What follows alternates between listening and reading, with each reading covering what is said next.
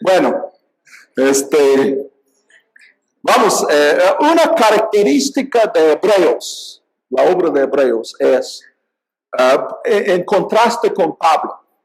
En Pablo podemos descubrir en sus cartas, en varias de sus cartas, una sección doctrinal y luego una sección práctica. Efesios es tal vez la más clara. Todo esto, los primeros 3 capítulos es la verdad de lo que Jesús ha hecho por nosotros, el cambio, etc. Nos ha hecho un solo pueblo, etc. Y luego en el 3:1 dice, vivamos una vida digna, y luego describe esa vida digna. En Romanos, los primeros 11 capítulos, es el evangelio de lo que Dios ha hecho, y pues algunos hemos visto juntos. ¿Llevaste Romanos conmigo? Sí.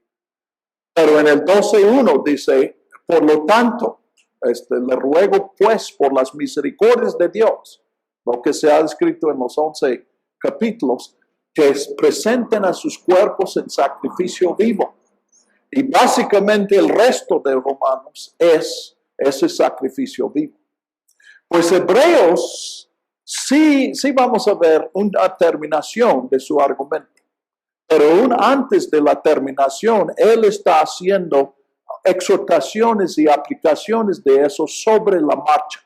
Entonces él interrumpe su argumento para dar una exhortación. Y la primera vez aquí es 2, del 1 al 4. En el capítulo 1 ya hemos visto que él está diciendo, Jesús es superior a los ángeles. Y va a continuar ese argumento en 2:5, cuando comienza a hablar a citar y desarrollar a Salmo 8.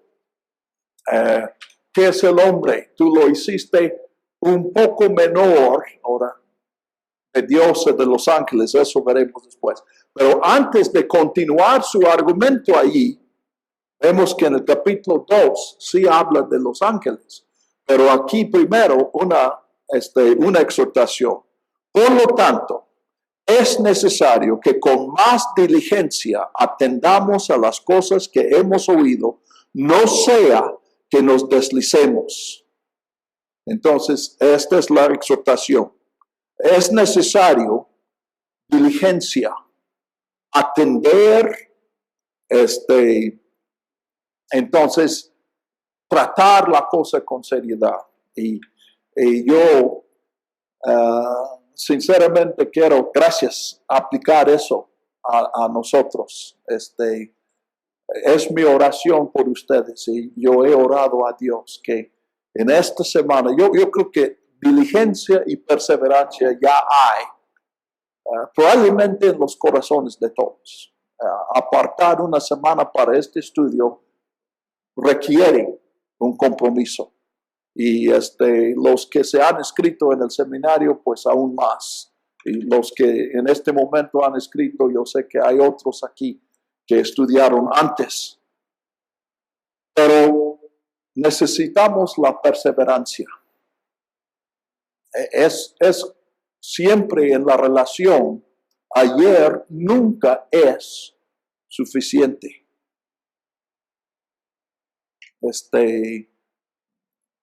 La fidelidad. ¿Cuándo quiere una esposa que su esposo sea fiel? Imagínense que el esposo dice, ya cumplimos 50 años y sabes que en estos 50 años nunca te he faltado. Siempre he sido fiel. ¿Ahora me das permiso?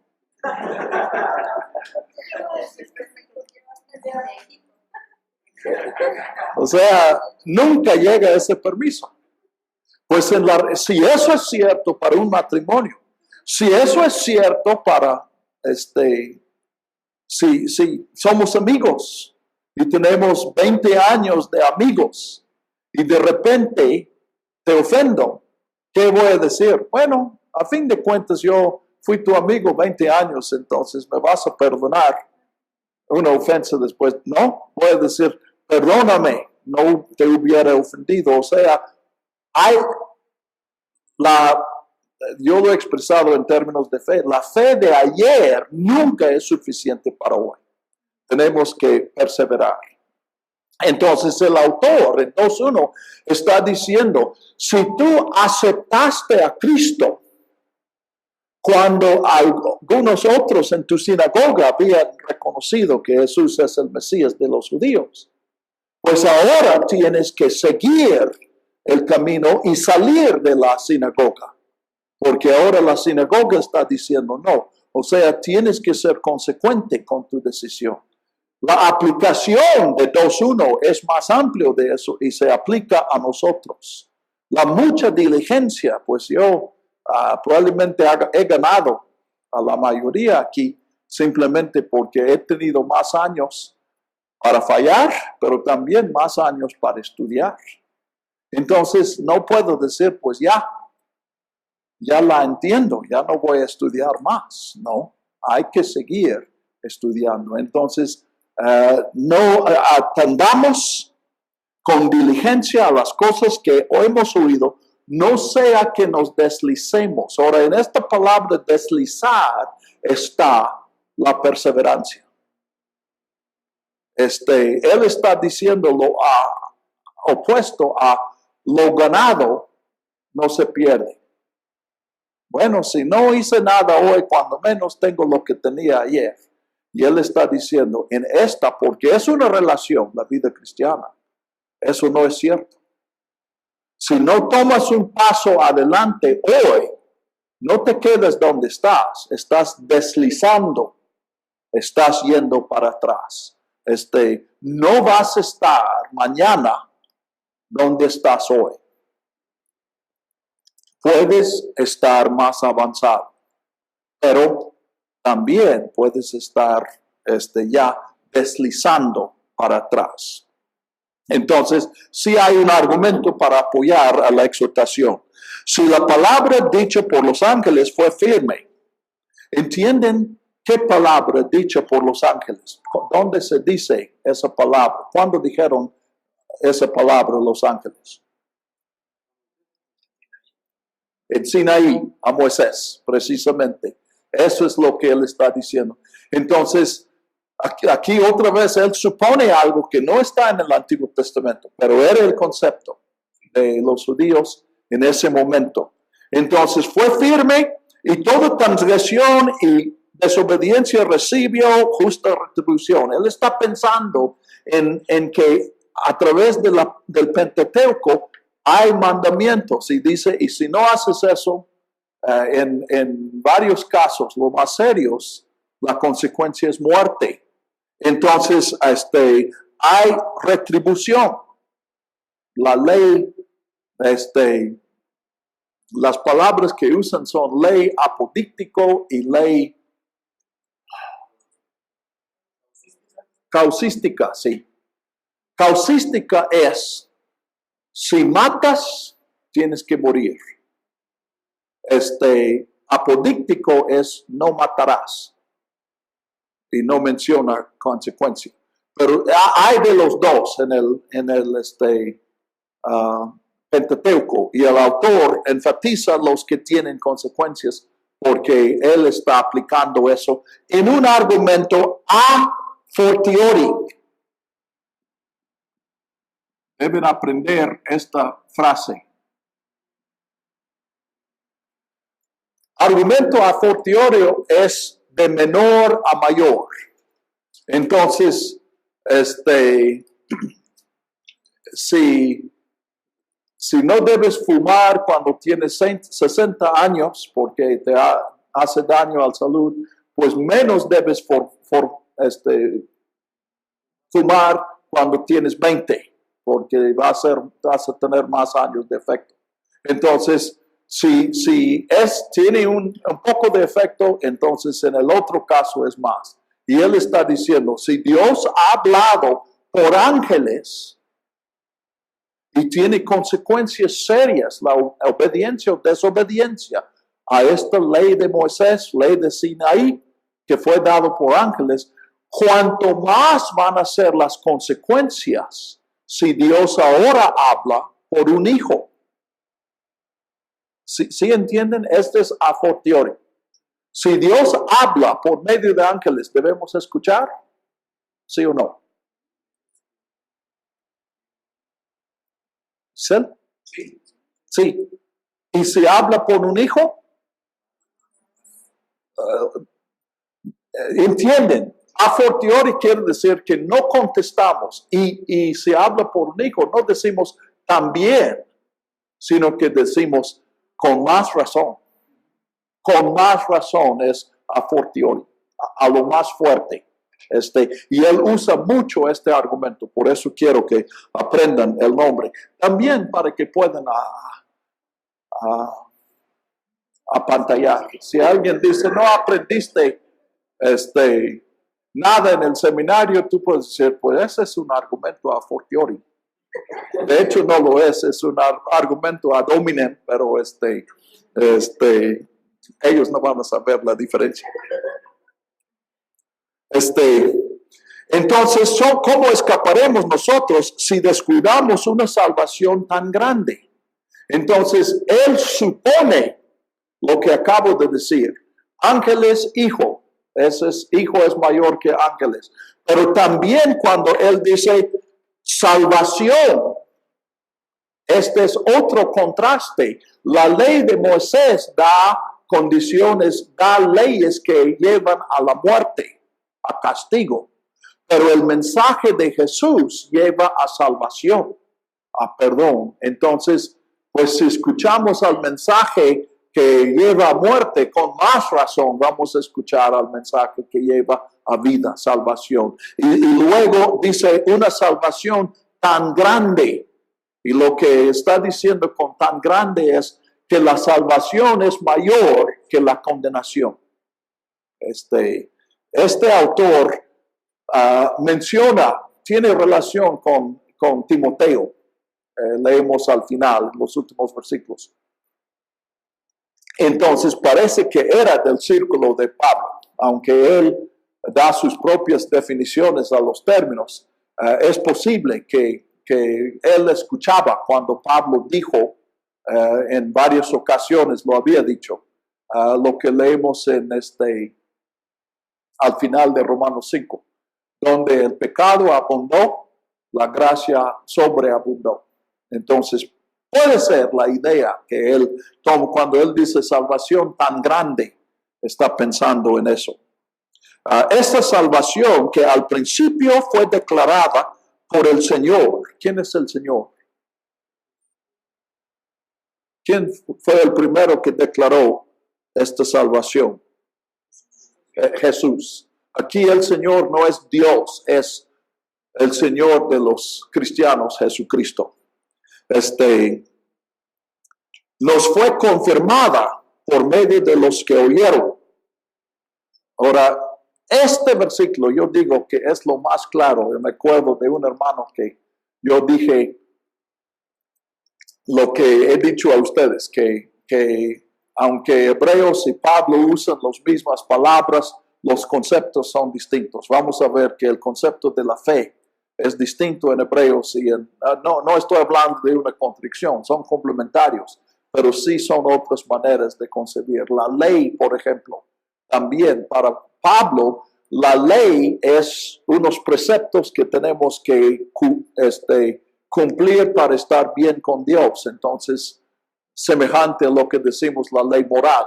Para Hebreos, la ley es cómo cubrir el pecado. Entonces, la ley de sacrificios o ceremonial. Entonces, di todos esos argumentos y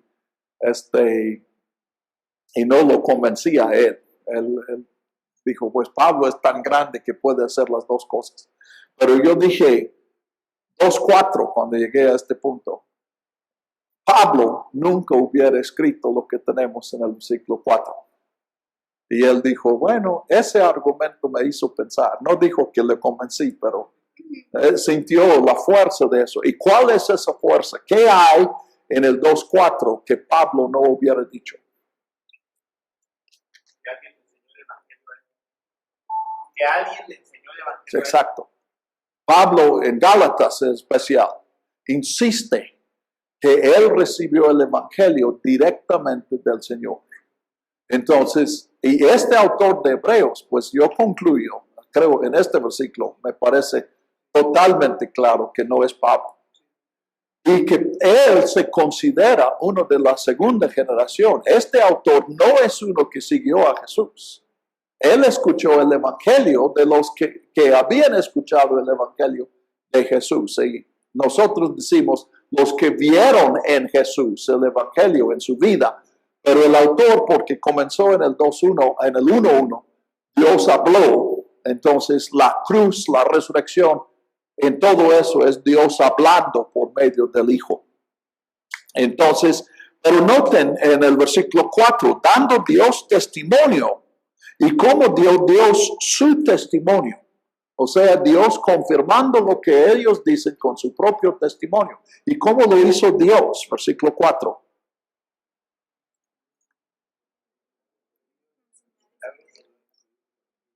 ¿Qué son señales?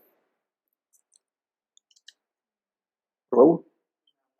¿Cómo? Una muestra de la existencia de ¿Y qué hace Dios para mostrar que existe?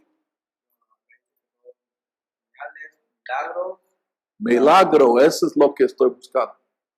Milagros. Dios confirma su evangelio con milagros. Bueno, otra cuestión, quiero que ustedes reflexionen un poco. Por un lado, nosotros conocemos la enseñanza de los pentecosteses, que dicen, los milagros son señal de una iglesia. Si no hay milagros, no es. Ahora no dicen, no es una iglesia genuina, dicen, es una iglesia inferior. El poder del Espíritu se muestra en señales, en milagros. Punto. Por otro lado, tenemos una corriente que encontramos entre bautistas, no todos los bautistas, pero que dicen los milagros sucedieron en el primer siglo, ya no. Y muchas veces lo relacionan con cuando se terminó el Nuevo Testamento, cuando terminó el canon, ya no hubo milagros. A mí me parece una doctrina muy, muy creativa. Inventar eso y qué tiene que ver las dos cosas. Para mí sería igual decir, no, yo fui fiel cuando nuestros hijos estaban en casa, pero ya se fueron de la casa, así que voy a la cantina. Bueno, entonces yo sí tengo mi opinión. Bueno, mejor digo cuál es mi opinión. Ese no estoy diciendo que sea la correcta.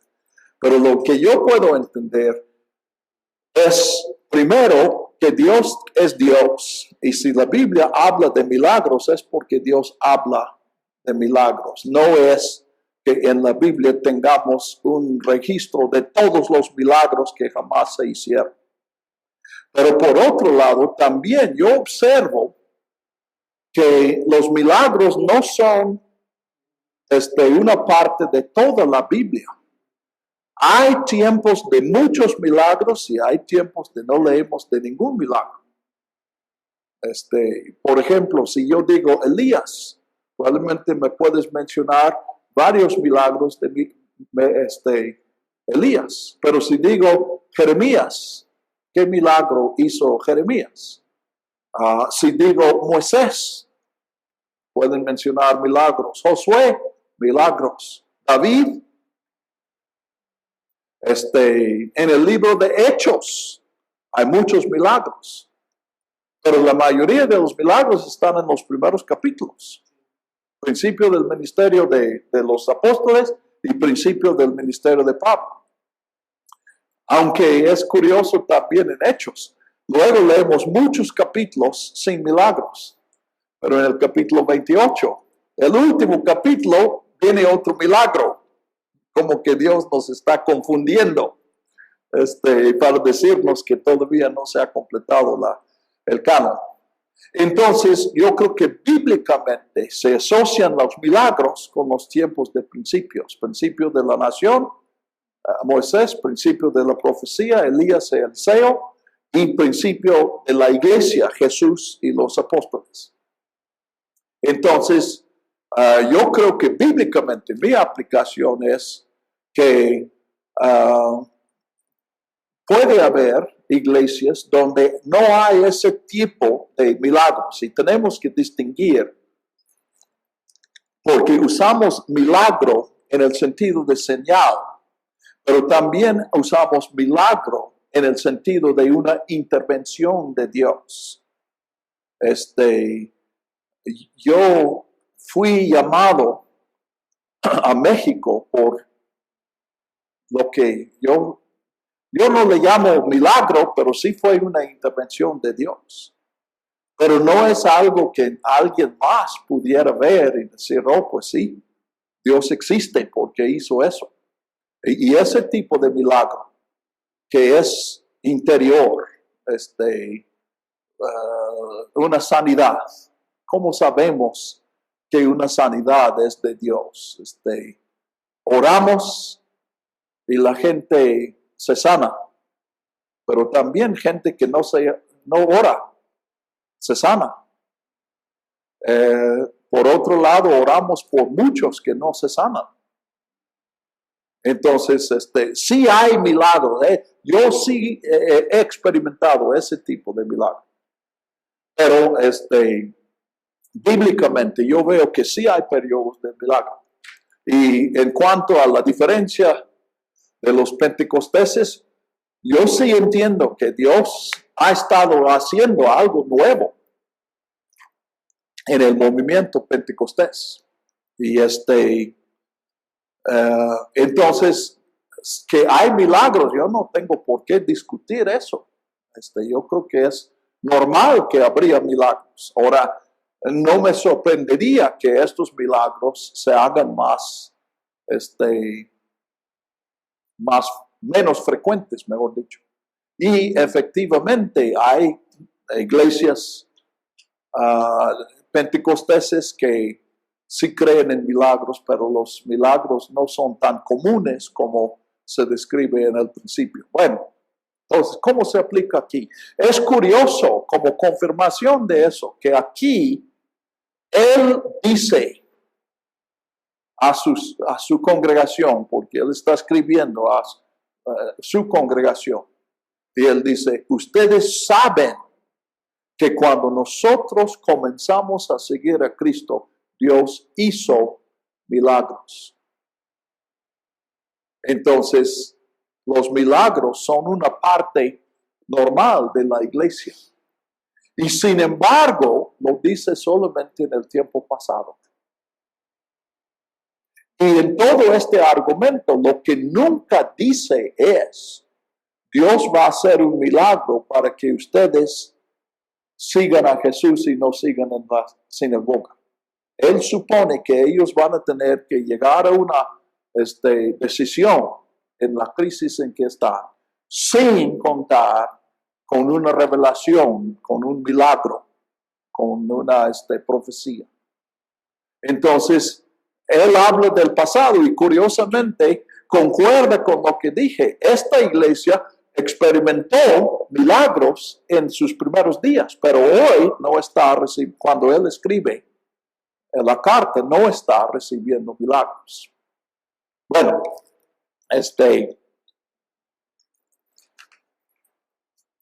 muy bien, esta es la exhortación. Dones repartidos por el Espíritu Santo. Yo digo, pues eso sí es universal. Lo que mencioné de señales, no entiendo que se aplique a eso. Los dones del Espíritu siguen repartiéndose. Y yo entiendo que esto, pues, yo entiendo que cada uno de nosotros está aquí por un don repartido por el Espíritu. Bueno, aquí dice por el Espíritu. Dice la 60 por de. Sí. Y Yo creo que este es más probable, que él está diciendo el don que Dios reparte el Espíritu. Don del Espíritu puede ser don dado por el Espíritu o don que el Espíritu es dado como don. Y creo que este segundo cabe mejor en este contexto. Muy bien, entonces regresa a esta cuestión de los ángeles. 5, porque no fue a los ángeles a quienes Dios sometió el mundo venidero del cual hablamos. Ahora, este versículo es interesante porque descubrimos en los rollos de mar muerto o entre los eruditos hablan de los documentos de Qumran. Es lo mismo, uno es el título popular, el otro es más exacto. En esos documentos hay documentos escatológicos y ellos esperaban, esa secta esperaba que en la consumación que Dios iba a poner dos Mesías, un Mesías de la tribu de David, que sería de Judá, que sería político, y un Mesías de Leví, entonces sacerdotal o religioso. Pero estos dos Mesías van a estar sujetos a un ángel. Creo que es específicamente el arcángel Miguel, pero no estoy seguro de eso, pero yo sé que sí es un ángel. Entonces puede ser que el autor está negando esa idea. Ahora, ¿cómo podemos saber eso? Pues en Hebreos hay varios paralelos a los documentos de Qumran. Entonces puede ser que hubo una relación entre la comunidad a la cual escribe Hebreos y la comunidad de Qumran. No es posible que sea la misma comunidad, pero puede haber una relación. Bueno, entonces, pero sea como fuere eso, entonces puede ser dos razones por la cual él menciona la superioridad de a los ángeles. Lo que sí está seguro es, y lo que sabemos, es que en el primer siglo, la ley de Moisés, en el concepto de los judíos, era dada por ángeles. Entonces, el mensaje de Jesús es necesario enfrentar esta pregunta, no necesariamente como polémica, pero sí como apologética, o sea, no para convencer a otros, sino para ser convencido en nosotros mismos, ¿no? Judíos que habían creído. Era necesario dar la prioridad al mensaje de Jesús sobre el mensaje que fue dado a Moisés. Entonces, él habla de esta superioridad a los ángeles, lo que vimos en el capítulo 1. Puede haber una segunda razón, que es corregir la esperanza escatológica y decir, aunque los ángeles reinan en este mundo, no una enseñanza de la Biblia, pero sí otra idea del primer siglo. Entonces, sin embargo, cuando venga la consumación, el rey no va a ser ningún ángel, va a ser un hombre. Y lo comprueba con el Salmo 8. Porque alguien dio testimonio en un lugar diciendo, parece que él no sabe quién o dónde. Sin embargo, él usa casi la misma expresión para citar a Génesis 1, 2 o 3, no sé, pero los primeros capítulos de Génesis. Entonces, parece que ese fue nada más una manera de hablar. Y él adopta esa manera, no es porque no sabe. Y el Salmo 8, ¿qué es el hombre para que te acuerdes de él? O el hijo del hombre para que tengas cuidado de él. Le has hecho por poco tiempo menor que los ángeles. Esta es la razón por citar. Y repito, Bueno, es posible. Aquí sí estoy de acuerdo con David. No sucede mucho, pero en este caso sí. Sí hay versiones, y yo no sé, no he checado recién, pero puede ser que cuando tú lees el Salmo 8, tú lees menor que los ángeles. ¿Sí es lo que dice? Ahora, eso no es imposible en el hebreo. Pero no es la traducción más natural. Y cuando lees eso en el Salmo 8, puedes saber que según el hermano Garrett, esta es una influencia de un pensamiento cristiano. Y ese pensamiento comienza con el autor de Hebreos. Pero no es lo que está diciendo. Lo que el salmista está diciendo, tú levantaste al hombre para que él esté casi igual a ti. Está hablando de la imagen de Dios. Ahora, el Salmo en hebreo dice poco menor que Dios. Pero cuando tradujeron al griego, ya estaban entrando en este tiempo en que se ha desarrollado el concepto de ángeles. O sea, la idea de ángeles, mensajeros de Dios, existe desde el Pentateuco. Pero ángeles, con las características que tenemos nosotros, ángeles que tengan autoridad sobre los hombres, los nombres de los ángeles, todo eso es algo que se desarrolló en su mayoría después de que se escribieron los libros del Antiguo Testamento. Entonces, es en ese tiempo en que se tradujo el Antiguo Testamento al griego. Entonces, por esta influencia, la Septuaginta, una de sus características es que evita lo que parece bajar a ellos la majestad de Dios. Por lo tanto, evita los antropomorfismos. Y vamos a ver uno de estos ejemplos en el capítulo 11.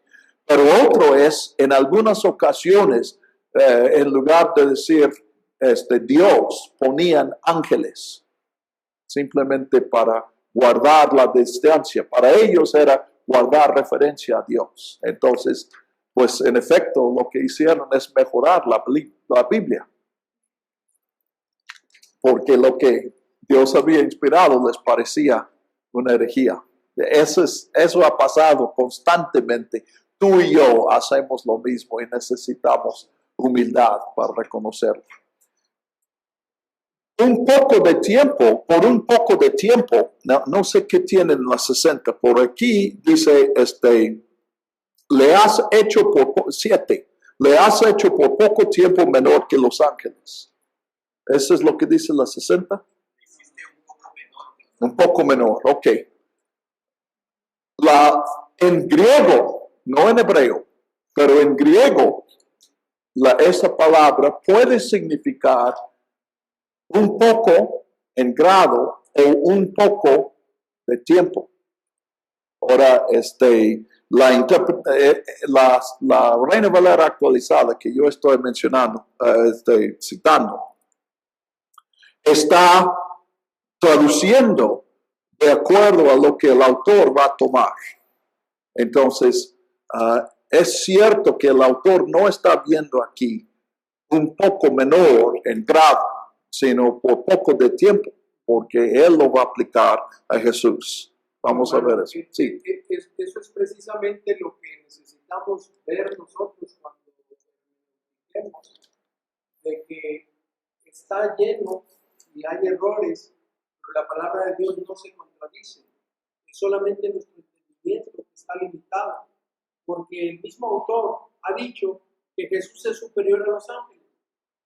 No puede entonces estar diciendo acá que no. Sí, aparentemente. Yo he encontrado muchos errores, pero al estudiar en tantas casos he descubierto que el error es mío, que no digo, Yo digo que la Biblia, no sé si vale la pena aclarar, pero yo no digo que la Biblia contenga errores. Tampoco digo que no contiene errores. Eso no sé. Pero sí digo que la Biblia contiene contradicciones. Y cuando estoy con mucha confianza, digo, la Biblia está llena de contradicciones. Y digo, aún la Biblia está llena de contradicciones gracias a Dios. Porque yo he descubierto que mucha de la verdad de la Biblia se expresa a través de las contradicciones.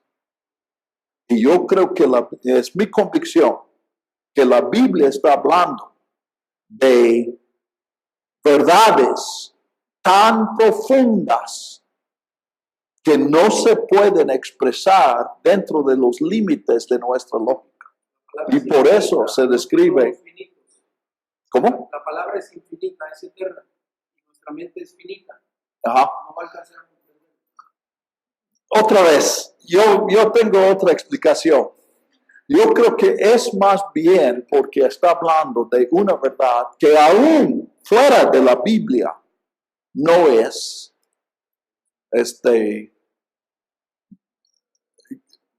bueno, es una verdad que es más profunda que la lógica. Por ejemplo, ¿pueden imaginarse una esposa? ¿Cuántos casados estamos aquí? Somos varios. ¿Te puedes concebir que una esposa diga, yo te amo con todo mi corazón, siempre te amaré, y si te metes con otra mujer te voy a matar? O sea, ¿entienden que eso es una contradicción? Te amo y te voy a matar. Esa es una contradicción. Y sin embargo, esa contradicción no quiere decir que es absurdo. Entendemos perfectamente lo que está diciendo.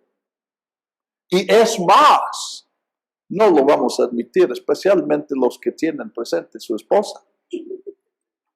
No solamente entendemos lo que está diciendo, sino que cada uno de nosotros quiere una esposa que tenga exactamente esa actitud. O sea, entienden aquí, yo estoy yendo de contradicción a absurdo. Y sin embargo, cuando llegamos a lo absurdo, llegamos a la verdad. Entonces, principalmente, hay otra razón de contradicciones. Y es cierto lo que estás diciendo. En parte es porque nuestra mente no puede concebir la verdad de Dios. Esto es cierto y creo que sí tiene aplicación a la Biblia, pero yo creo que la aplicación es menor. Es más porque la Biblia está hablando de relaciones y la lógica de las relaciones es distinta a la lógica de mente. Entonces está siguiendo a otra lógica. No queremos tener una esposa que diga, yo te amo siempre, aunque te metas con otra, seguiré amándote. No queremos que ella diga eso. Piénsalo. Sí, somos muy machos, ¿verdad? Si dijera eso, nosotros iríamos con nuestras compañerotes y diríamos, ¿sabes lo que dijo mi esposa? Pero en el corazón, cuando somos honestos, decimos, ojalá que no me hubiera dicho eso.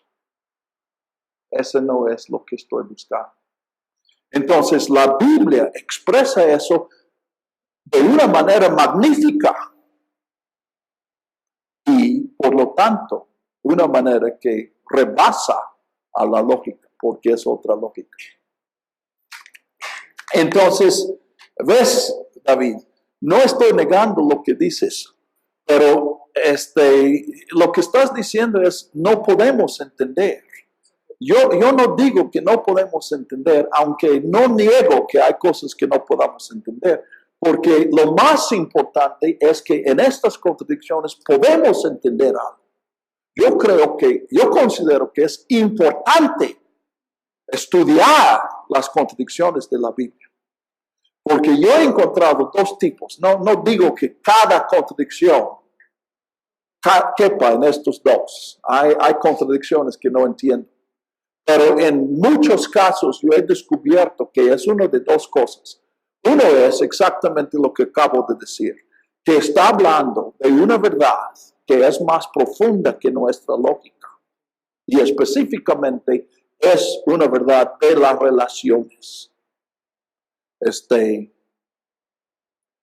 ¿Saben cómo se llama un esposo que trata a su esposa de manera lógica? Tenemos un término para esa persona. ¿Saben cómo se llama? Se llama un divorciado. O sea, sabemos que no funciona. La lógica. ¿Cuántos años tienes de casado, Raúl? 2 meses y medio. Ojalá que ya hayas descartado la lógica. Si no, pues hazlo. El otro es menor, pero creo que también es importante. Yo creo que hay contradicciones en la Biblia que están allí precisamente para decirnos, esto es algo que no puedes entender. Ahora, voy a darles un ejemplo y probablemente voy a confundir, pero una que yo he llegado a la conclusión, yo descubro que la Biblia dice que va a haber una gran separación al final. El juicio final es una separación. Y va a haber 2 grupos, un grupo con Dios y un grupo eternamente separado de Dios. Bueno, digo que he descubierto y tú dices, pues, ¿quién no ha visto eso? Todos encontramos eso en la Biblia.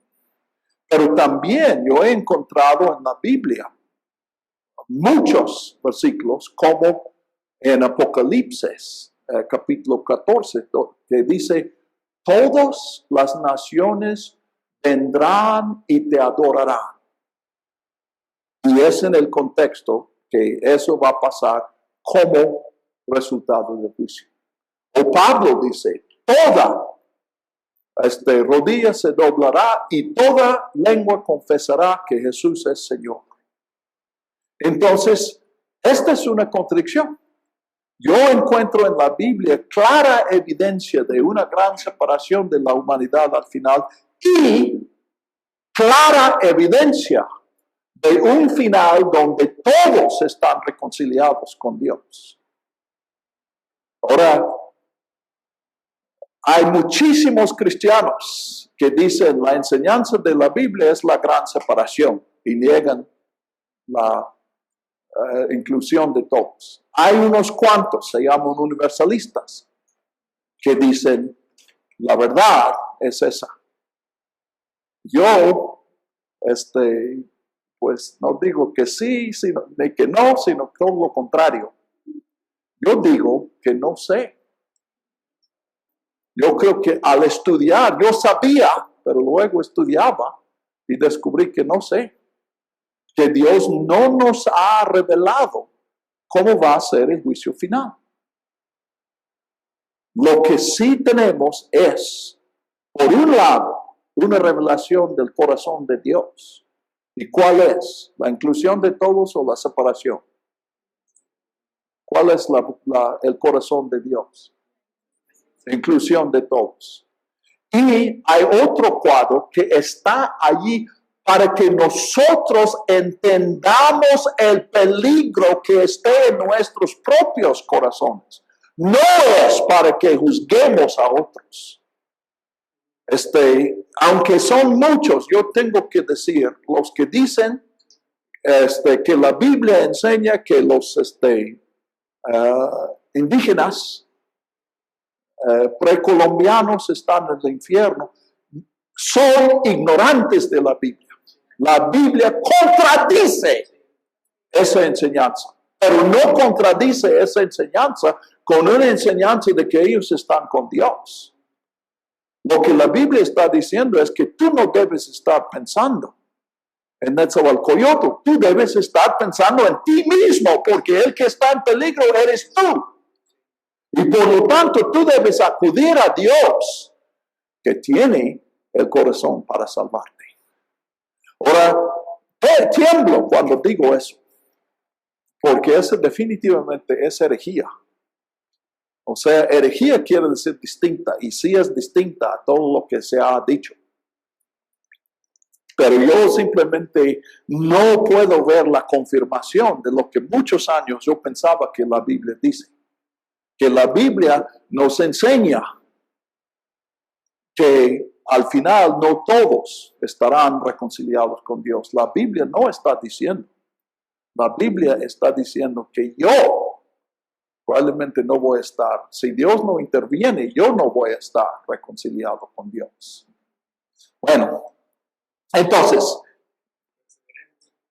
sí, ahorita acabamos de hermeneuticar y ahora vamos a perseverar. Y si quieren reflexionar sobre eso, ahorita estoy apurándome, pero mañana vamos a tener más tiempo. Y si quieren dialogar sobre algo de eso, no tiene que, como ven, yo no me estoy limitando a Hebreos. Entonces, sería magnífico que esta semana nosotros cobremos un mejor entendimiento de Hebreos. Pero yo creo que aún más serviría que si estamos más conscientes, más adiestrados en la interpretación, porque eso lo puedes aplicar a cualquier pasaje en toda tu vida. Bueno, entonces, ahora volviendo a la contradicción de David, eso ha pasado con muchos de los míos. Pero resulta que lo que él dice que es una contradicción no es una contradicción, porque él dice, primero, la lógica, 8, después de la cita, al someter a él todas las cosas, no dejó nada que no esté sometido a él. Ahora, en cuanto al capítulo 21, decimos que él está hablando de qué?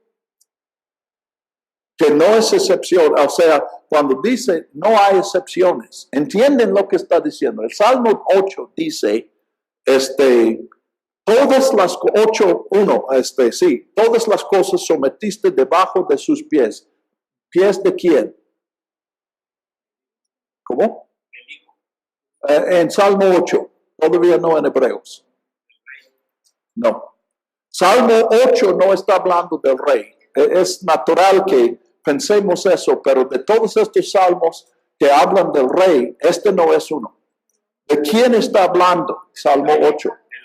El hombre, todo hombre. Entonces, si todo está sometido al hombre, eso incluye a lo que dijo en el capítulo 1. Los ángeles. Entonces, sin embargo, el autor ya no habla de los ángeles, aunque está implícito, yo creo. Pero ahora no vemos todavía todas las cosas sometidas a él. O sea, observamos al mundo y no vemos lo que el Salmo 8 describe. El hombre no está controlando al mundo. Pero él dice, sin embargo, y vemos que él está diciendo, nosotros los cristianos vemos lo siguiente. Sin embargo, vemos a Jesús. Noten que no dice el Hijo, no dice Cristo, dice Jesús, un hombre. Quien por poco de tiempo fue hecho menor que los ángeles. ¿Ven por qué él está tomando la expresión poco menor como menor por poco tiempo? Porque Jesús era el Hijo de Dios sobre los ángeles, pero se sometió por un tiempo limitado.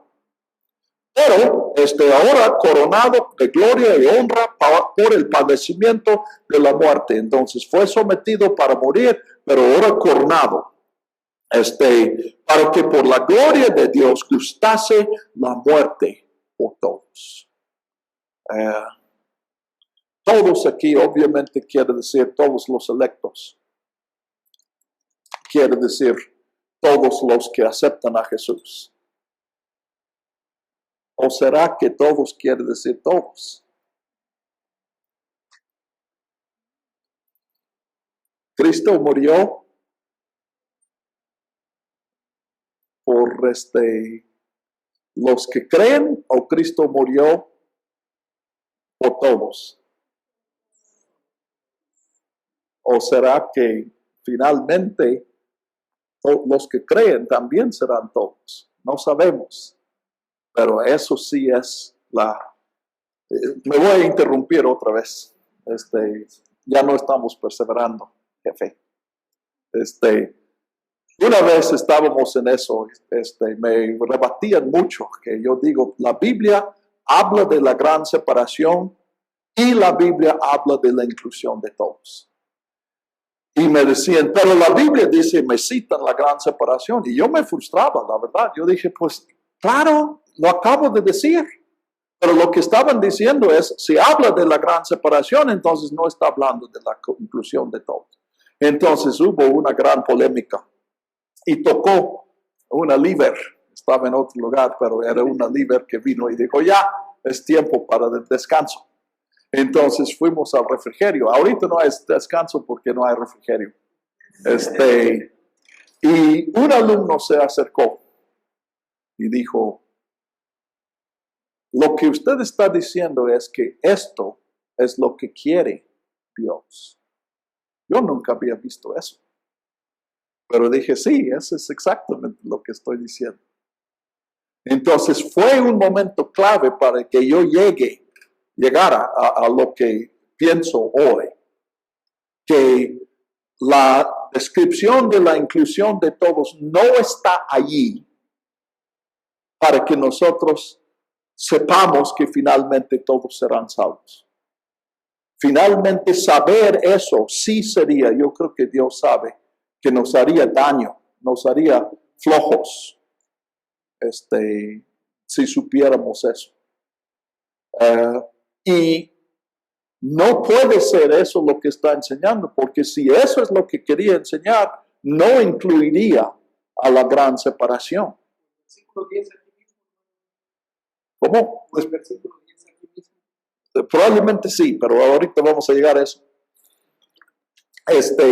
Pero lo que yo digo es, si la presencia de la gran separación en la Biblia quiere decir que la inclusión de todos, aunque esté en la Biblia, no puede ser el fin, pues ese argumento sirve al revés también.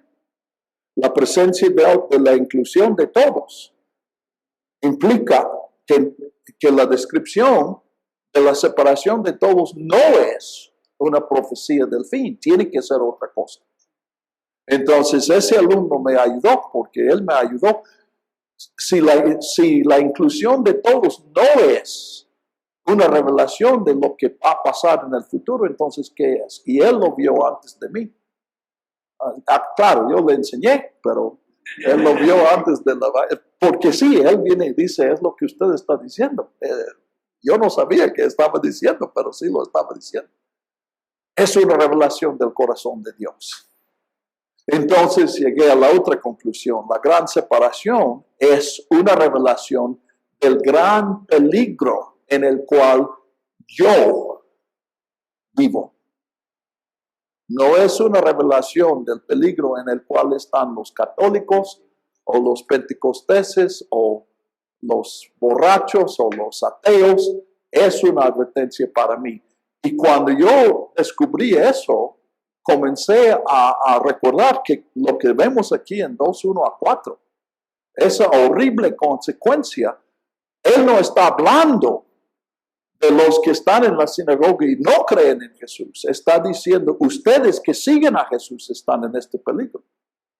Y Jesús también. No encontramos que Jesús jamás describiera el infierno a los publicanos o a las prostitutas. Cuando Jesús habla del infierno, ¿a quién está hablando?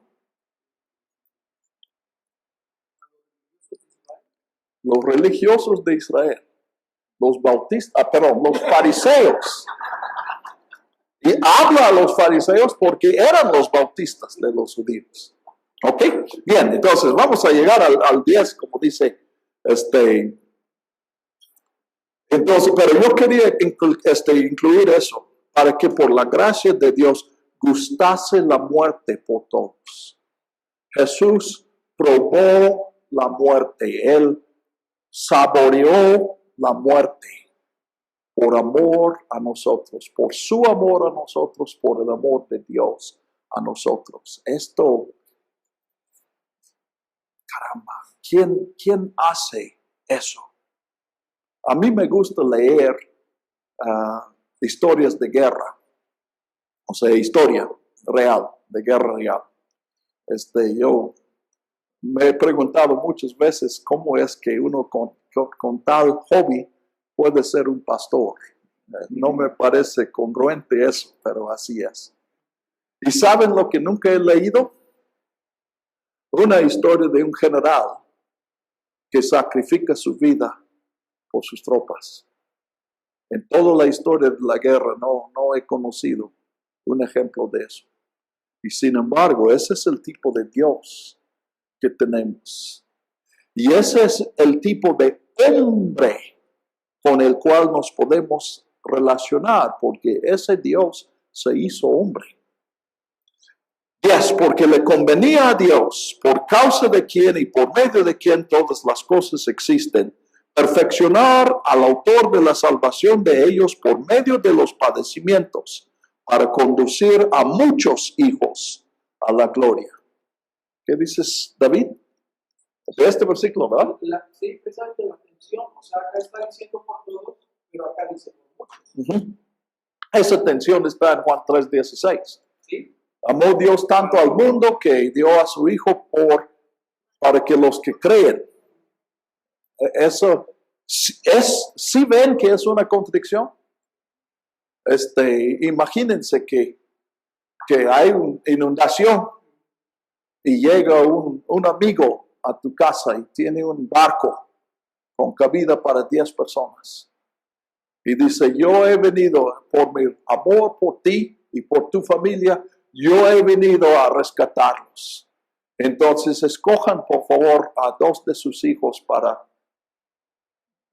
y decimos, pues, ¿por qué no invitas a todos a entrar en la barca? ¿Por qué Dios no invitó a todos a invitar en la barca? Pues la Biblia no contesta esa pregunta, pero sí dice, no fue porque su corazón es otro. La Biblia sí niega rotundamente lo que se llama la doble predestinación. Sí entienden, en un tiempo fue muy fuerte eso. Todavía hay personas que Dios escogió a algunos para ser salvos y así Dios muestra su misericordia y otros para ser pecadores y así mostrar su justicia. Eso no es Biblia. Eso no es Biblia. La verdad, yo sí confieso, si tuviera que escoger entre esa verdad, esa enseñanza y la enseñanza de universalismo, yo escogería el universalismo. Pero gracias a Dios, Él me ha dado otra opción. Escojo la ignorancia. Otra vez, ¿entienden?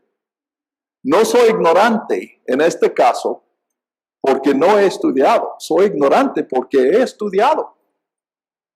Porque he encontrado las 2 respuestas. Bueno, entonces, le convenía a Dios. Me encanta esa expresión. Una cosa que debo mencionar es que el autor también tiene influencia del platonismo.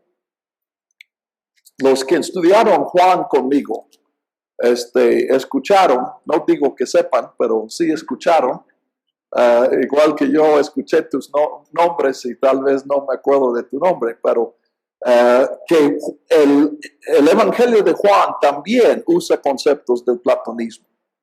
El platonismo básicamente y brevemente es una idea de que existen 2 mundos. Platón dice en su pensamiento, hay un mundo de arriba que es un mundo eterno. Es un mundo que no fue creado, siempre ha existido, no cambia porque es perfecto.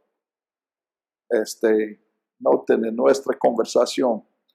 Gran parte de la razón que yo no digo que la Biblia sea perfecta es porque nuestro concepto de la perfección viene del del pensamiento griego y no de la Biblia. Y eso no es lo que se está diciendo. Pero un mundo perfecto que no cambia, porque cualquier cambio sería una imperfección. ¿Entiendes? Si es perfecto y cambia, pues ya no es perfecto. O si es perfecto después del cambio, entonces no podía ser antes. Eso es lógico. La lógica es impecable. Y también existe un mundo debajo que no existía siempre. Pero un demiurgo que es un Dios, pero un Dios que no es perfecto, es tan alejado de Dios, que Él tiene la capacidad de crear, pero no tiene esta perfección. Entonces Él creó una copia del mundo de arriba. Y el mundo que nosotros habitamos es este mundo de abajo. No es perfecto, por lo cual siempre hay cambios aquí. Hay inestabilidad.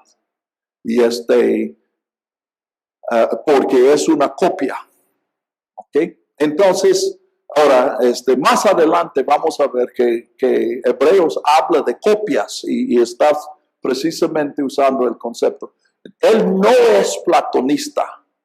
Yo creo que los discípulos de Juan que produjeron el cuarto evangelio habían sido platonistas antes de aceptar a Cristo.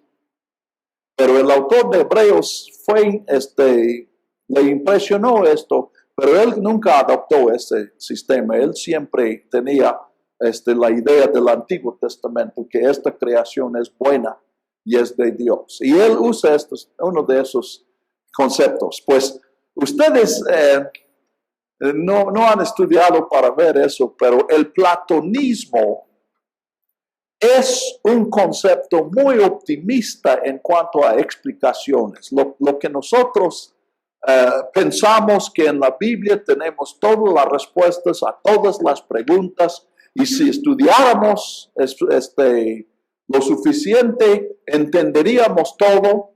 Y creo que ahora aquí, para aplicar con todo respeto, pero la idea de que si pudiéramos ver la Biblia en la original y no en una versión, entonces sí no habría esos problemas. Yo creo que esa es parte de esa idea, que realmente esa idea viene del platonismo. Solamente un platonismo podría decir le convenía a Dios. Y creo que es Bruce que dice, en realidad la única manera de saber qué es lo que le conviene a Dios es ver lo que Dios hace. No podemos ponernos sobre Dios para decir si le convenía o no. El autor de Hebreos usa esa frase porque es una frase que los platonistas usarían. Entonces, él habla como platonista. Pero cuando leemos toda su palabra, toda su carta, decimos, él realmente no pensaba en esos términos. Pero sí, y de hecho, ya si han estudiado la doctrina cristiana, Cur Deus Homo, ¿por qué Dios se hizo hombre? De Anselmo usa argumentos platonistas también, que el que pagó el pecado del hombre tenía que ser hombre porque el hombre había pagado, pero el único que puede pagar la deuda del hombre es Dios. Y llegamos a Jesucristo, es hombre y es Dios. Entonces tiene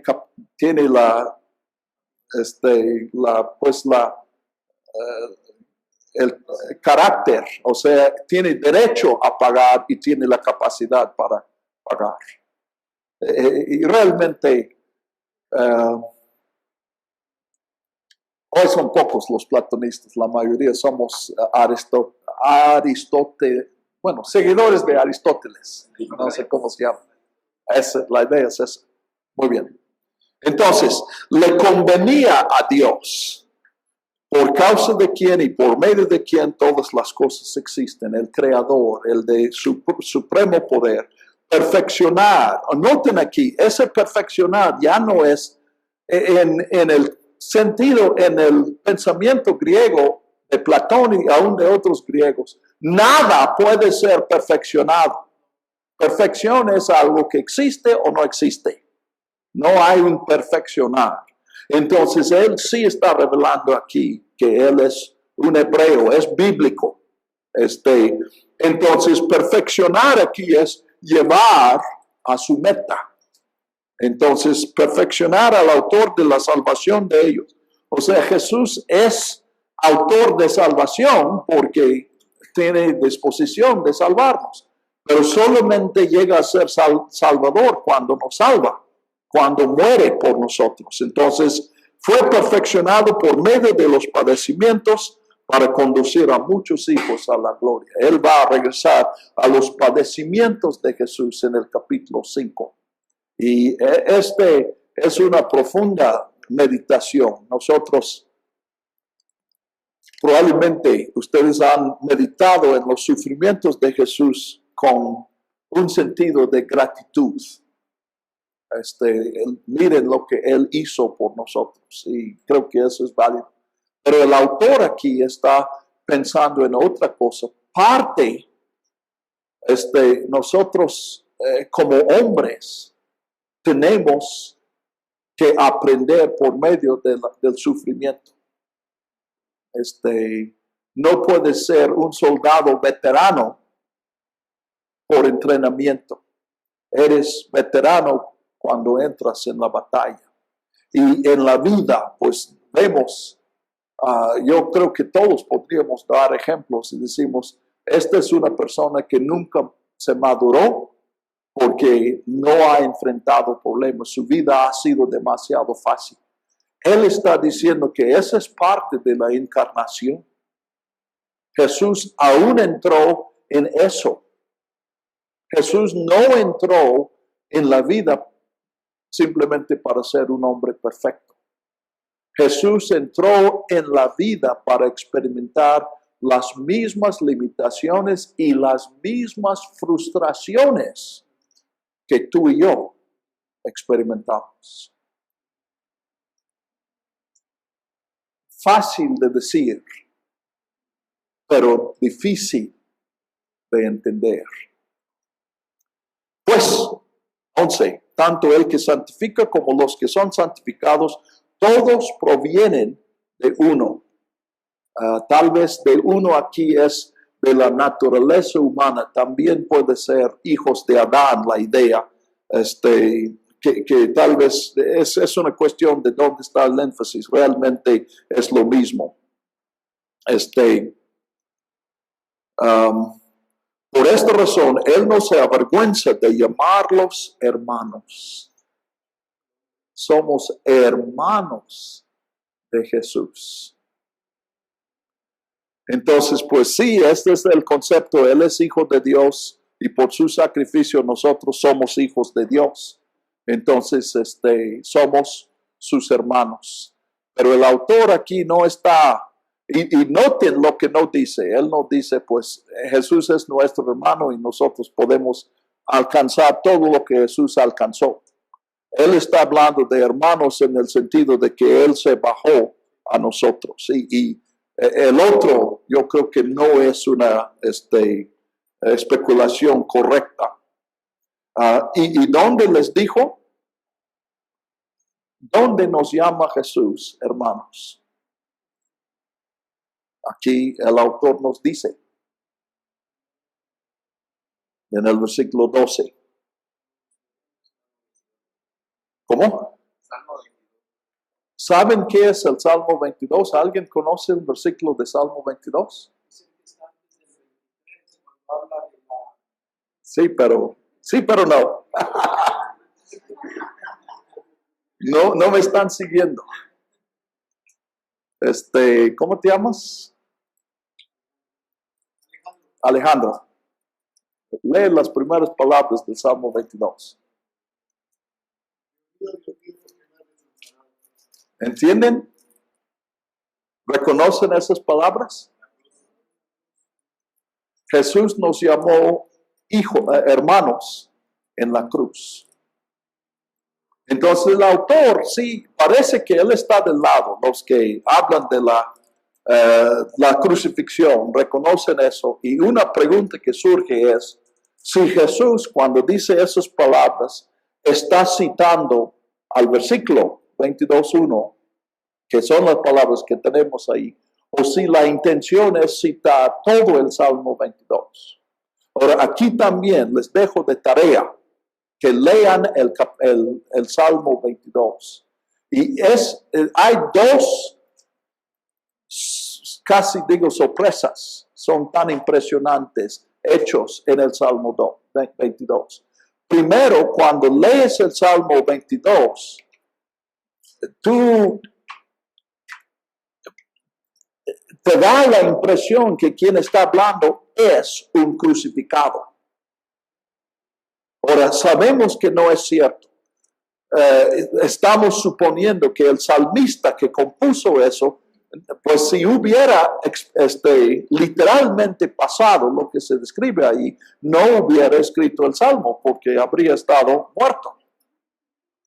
Pero tantas expresiones se concuerdan con la cruz que se le ocurre a uno, él estaba siendo guiado por el Espíritu Santo en una manera profética. Yo sí cuestiono, como pueden ver, yo aún digo que la gran separación en el juicio final para mí no es una profecía del futuro. Entonces, yo soy escéptico acerca de esas predicciones del futuro.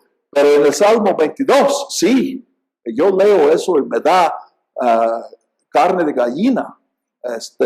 Digo, son las palabras de Jesús. Aunque sé que históricamente no es cierto. La otra gran sorpresa aquí es que creo que es el 22:22. Hay un cambio abrupto. Y después del versículo 20 o 21 por allá, ya no hay descripción del sufrimiento. Y entendemos que el salmista ha sido rescatado por Dios y ahora está no quejándose de sus sufrimientos, sino dando gracias y gloria a Dios por su rescate. Y noten aquí que esta cita en Hebreos 2:12 es ¿qué versículo del Salmo 22? ¿Cómo? 22 es precisamente donde comienza la descripción del rescate. Entonces, mediten en eso. Otra vez, yo no sé, a lo mejor tú tienes esta idea. Yo he rechazado la idea de que el Antiguo Testamento tiene una serie de predicciones que se cumplieron al pie de la letra en la vida de Jesús. Yo he rescatado eso porque yo observo que antes de la resurrección de Jesús, nadie vio estas concordancias. Solamente viendo a las profecías a través de los eventos, reconocieron que eran profecías. Y muchísimas. Hoy, cuando leemos en el Antiguo Testamento, no sabemos que estamos leyendo una profecía, si no leemos a la luz del Nuevo Testamento. Entonces, pues lo mismo, hablando de la segunda venida de Cristo. Yo creo que hay muchas predicciones de detalles de la segunda venida de Jesús. Pero yo creo que es imposible que nosotros veamos estos detalles antes de los eventos, porque solamente se vieron en la primera venida después de después de los eventos. Bueno, entonces ahí nos llama hermanos, porque en el Salmo 22 se usa, el salmista dice, proclamaré a mis hermanos. Ven que el salmista no está diciendo lo que Hebreos está diciendo. Pero la aplicación a Jesús es cierto. Jesús sí está proclamando a nosotros el rescate que Dios le ha dado a él y a nosotros a través de él. Sí, David. Sí, eso era precisamente lo que quería mencionar, hermano, en esa serie de 22 está antes el 23 es ese Salmo mesiánico 22, 23 y 24. O sea, en el 22 empieza el sufrimiento. Aquí vemos que ha terminado. Empieza entonces a alabar a Dios, ¿verdad? Y luego el Salmo 23 habla precisamente del cuidado y de la protección. Y el 24, cuando está hablando ya del rey, ya sentado en el trono. Siendo sufriente, que logra Sí. la redención, que cuida a su pueblo, y el rey Sí. está sentado en el 24.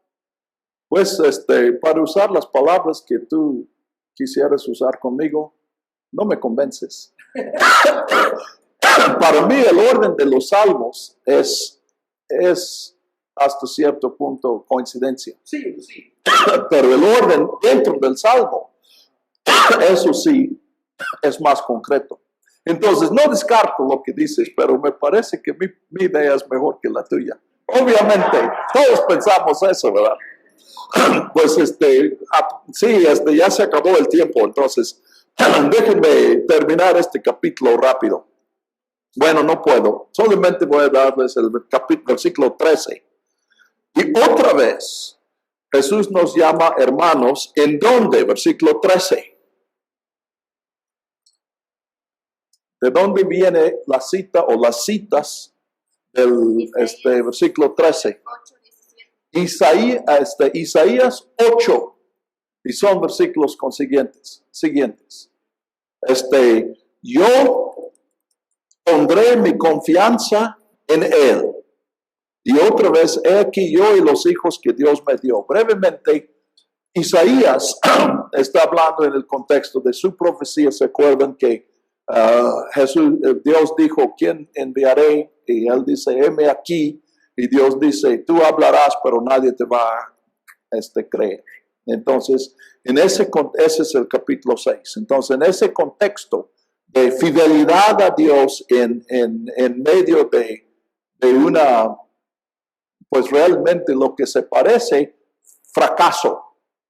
Isaías tenía que ser fiel a Dios cuando no se confirmaba ninguna de sus palabras. Entonces, él dijo, yo pondré mi confianza en Él. O sea, no pondré mi confianza en los resultados, sino en Dios. Entonces, una palabra muy, expresando una fe muy profunda, una fe que difícilmente se expresa.